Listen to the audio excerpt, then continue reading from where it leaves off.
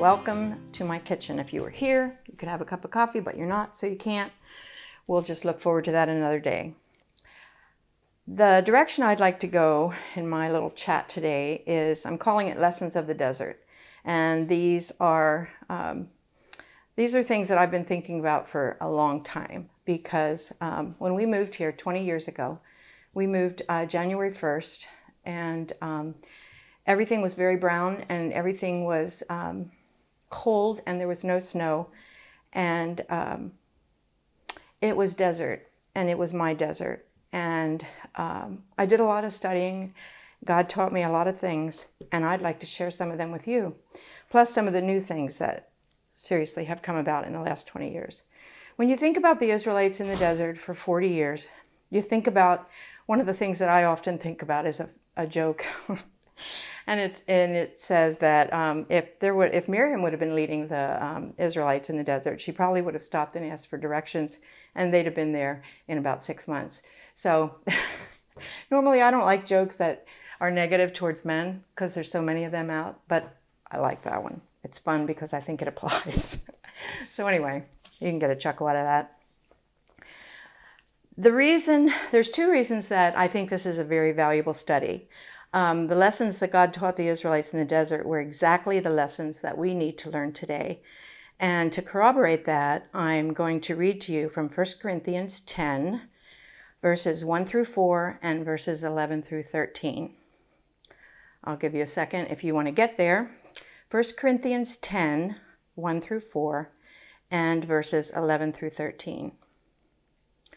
For I want you to know, brothers, that our fathers were all under the cloud and all passed through the sea, and all were baptized into Moses in the cloud and in the sea, and all ate the same spiritual food, and all drank the same spiritual drink. For they drank from the spiritual rock that followed them, and the rock was Christ. Nevertheless, with most of them God was not pleased, for they were overthrown in the wilderness. Verse 11. Now these things happened to them as an example, for they were written down for our instruction, on whom the end of the ages has come. Therefore, let anyone who thinks that he stands take heed lest he fall. No temptation has overtaken you that is not common to man. God is faithful, and he will not let you be tempted beyond your ability. But with the temptation, he will also provide the way of escape, that you may be able to endure it.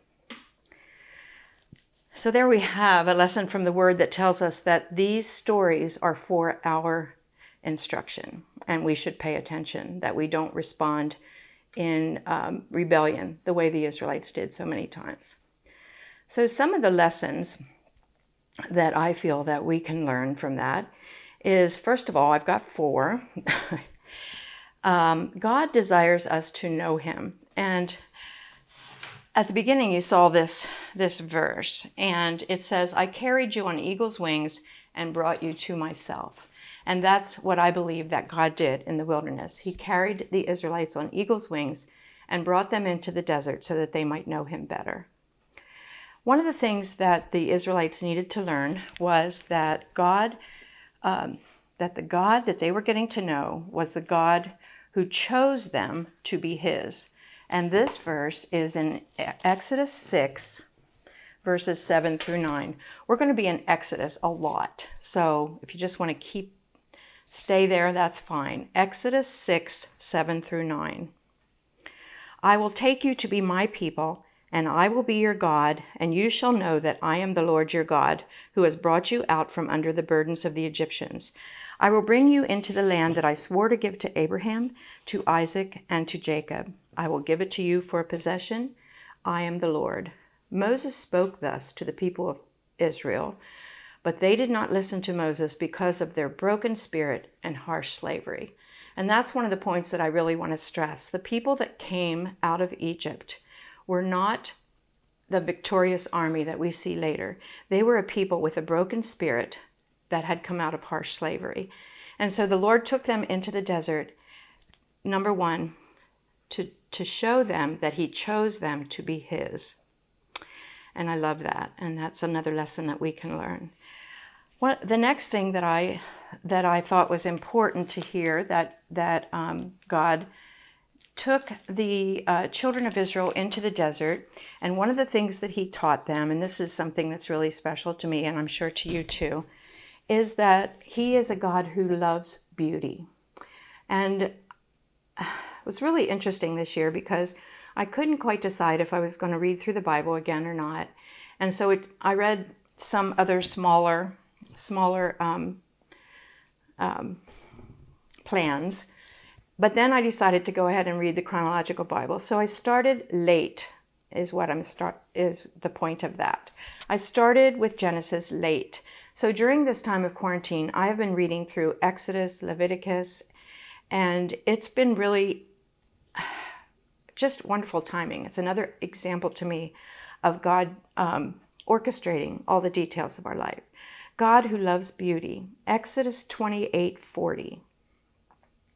And this is in the middle of all the instructions about the tabernacle and the priest's robes and the jewels and the gold and all that stuff. In Exodus 28:40 it says, "For Aaron's son you shall make coats and sashes and caps. You shall make them for glory and beauty." And so that always stuck out to me because it's just wonderful to worship a God who loves beauty. Another thing that God was teaching them in the wilderness was that, as part of knowing him, was that he is a God who inspires worship. And for that point, we are in Exodus 15, verses 1 and 2 and 11. And this is the song of Moses after the Israelites were delivered from the Egyptians, the ones that chased after them. Exodus 15, 1, 2, and 11. Then Moses and the people of Israel sang this song to the Lord, saying, "I will sing to the Lord, for he has triumphed gloriously. The horse and rider he has thrown into the sea. The Lord is my strength and my song, and he has become my salvation. This is my God, and I will praise him, my father's God, and I will exalt him." Verse 11. "Who is like you, O Lord, among the gods? Who is like you, majestic in holiness, awesome in glorious deeds, doing wonders?" Don't you think this was a wonderful lesson for these Israelites who were broken in spirit from years of harsh slavery to hear from their God? Another lesson that God wanted to teach them as part of knowing him was that he is a God who is jealous of our worship. And for that we're going to go to Exodus 20, verses 1 through 5. And this is a very well-known passage. This is where God gives the 10 Commandments to Moses on the mountain. Exodus 20, 1 through 5. "And God spoke all these words, saying, I am the Lord your God, who brought you out of the land of Egypt, out of the house of slavery. You shall have no other gods before me. You shall not make for yourself a carved image or any likeness of anything that is in the heaven above, or that is in the earth beneath, or that is in the water under the earth. You shall not bow down to them or serve them, for I, the Lord your God, am a jealous God, visiting the iniquity of the fathers on the children to the third and fourth generation of those who hate me, but showing steadfast love to thousands of those who love me and keep my commandments." So here's the lesson that God is jealous of our worship. The second point that I think that God took the Israelites into the desert to teach them was that he is a God who desires to give guidance. He is a God of personal guidance. And the first verses we're going to look to for that are in Exodus 13, verses 21 and 22. And this is really cool. I love this story about how God gave the Israelites guidance in the desert. Exodus 13, 21 and 22. "And the Lord went before them by day in a pillar of cloud to lead them along the way, and by night in a pillar of fire to give them light, that they might travel by day and by night. The pillar of cloud by day and the pillar of fire by night did not depart from before the people."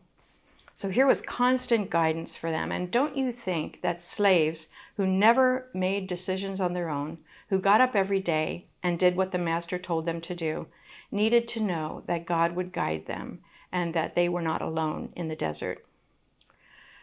Another thing that God gave them as personal guidance, and this is a wonderful thing, he gave them a leader who walked and talked with God.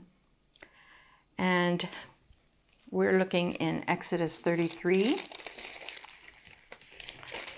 I love this verse. Exodus 33, verses 13 through 17 and verses 8 through 11. Exodus 33. Verse 8. Whenever Moses went out of the tent, all the people would rise up, and each would stand at his tent door and watch Moses until he had gone into the tent. When Moses entered the tent, the pillar of cloud would descend and stand at the entrance of the tent, and the Lord would speak with Moses. And when all the people saw the pillar of cloud standing at the entrance of the tent, all the people would rise up and worship, each at his tent door. Thus the Lord used to speak to Moses face to face, as a man speaks to his friend. What a wonderful gift this was for the children of Israel, to have a leader who God spoke to face, as a man speaks with his friend. The other point in this chapter is that God gave them a leader who interceded for them.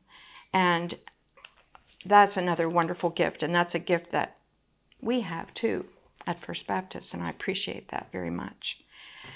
Exodus 33, 13 through 17. Now therefore, if I have found favor in your sight, please show me your ways. This is Moses talking to the Lord. Please show me your ways, that I may know you in order to find favor in your sight. Consider too that this nation is your people. And he said, my presence will go with you, and I will give you rest. And he said to me, if your presence will not go with me, do not bring us up from here.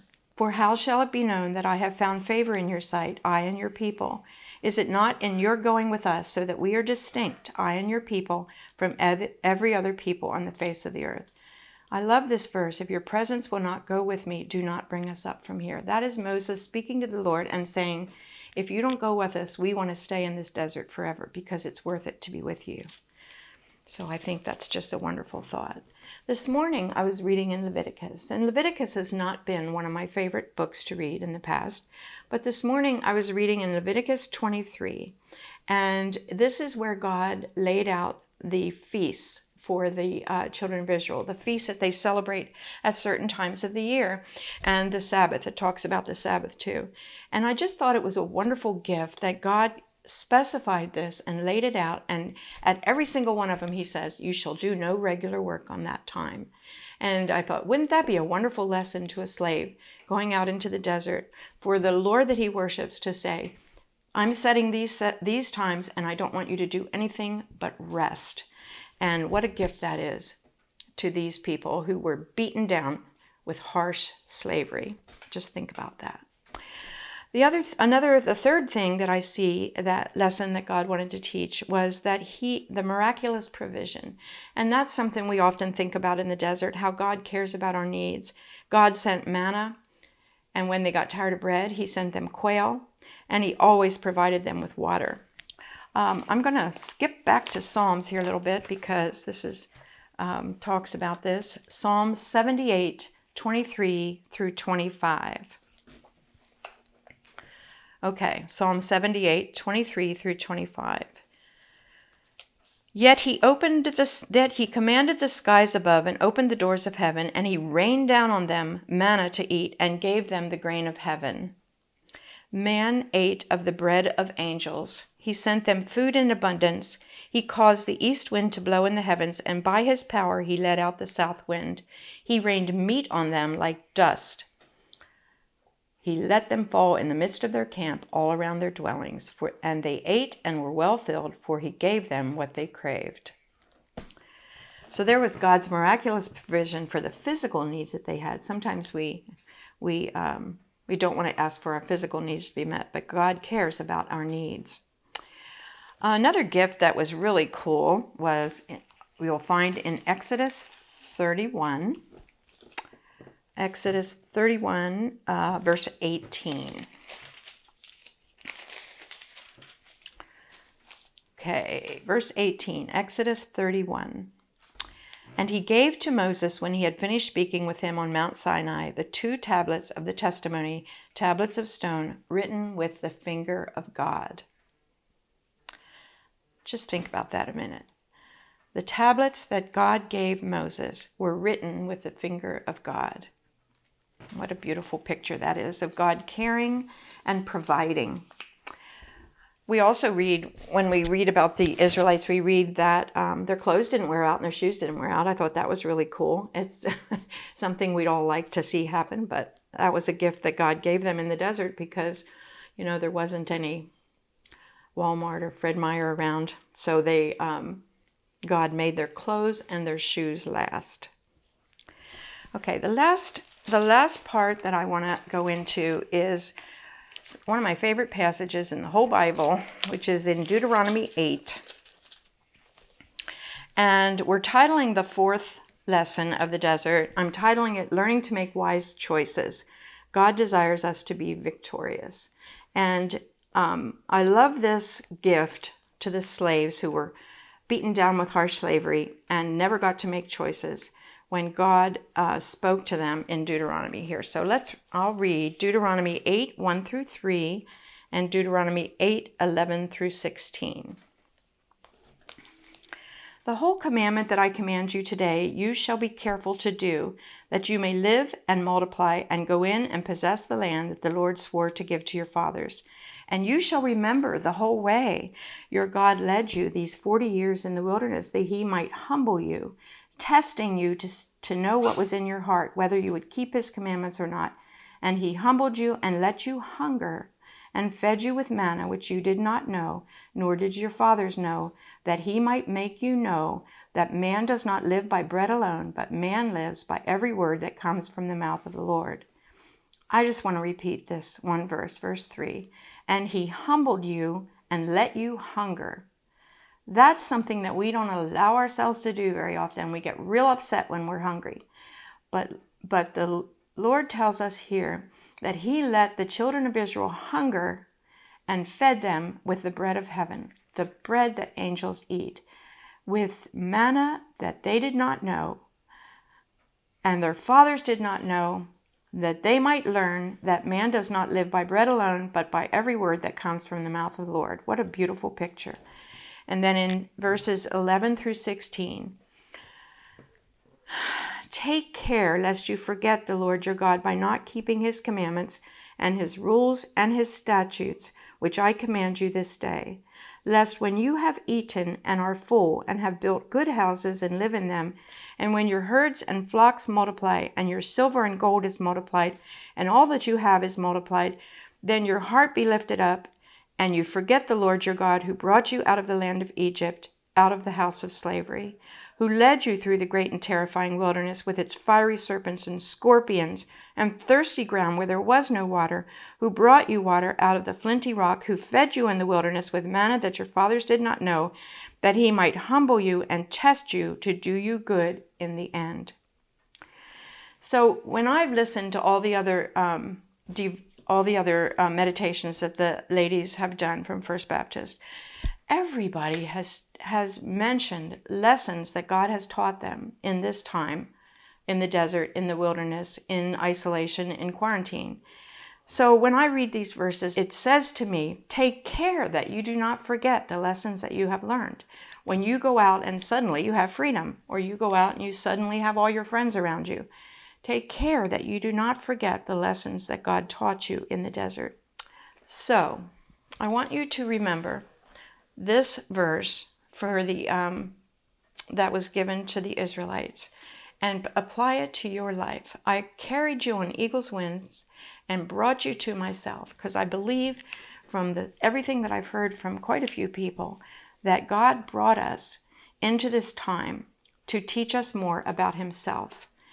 And I challenge you to remember those lessons and apply them to your life. There's a verse in James that we studied once, and it talks about the lessons of faithfulness, about being steadfast. And I think that at the time I thought, and I believe it's true, that we can be steadfast when we remember the lessons that we learned in the desert. So I challenge you to do just that. I want to leave you with a Genesis, Exodus, Leviticus, Numbers, Deuteronomy, a blessing. And so if you want to just, I don't care if you bow your heads, close your eyes, whatever you do, but think about this, and this is the blessing that I want to leave with you. Numbers 6:24 through 26. This is Aaron's blessing. The Lord bless you and keep you. The Lord make his face to shine upon you and be gracious to you. The Lord lift up his countenance upon you and give you peace. And that's what I'd like to leave with you today. Thank you for listening.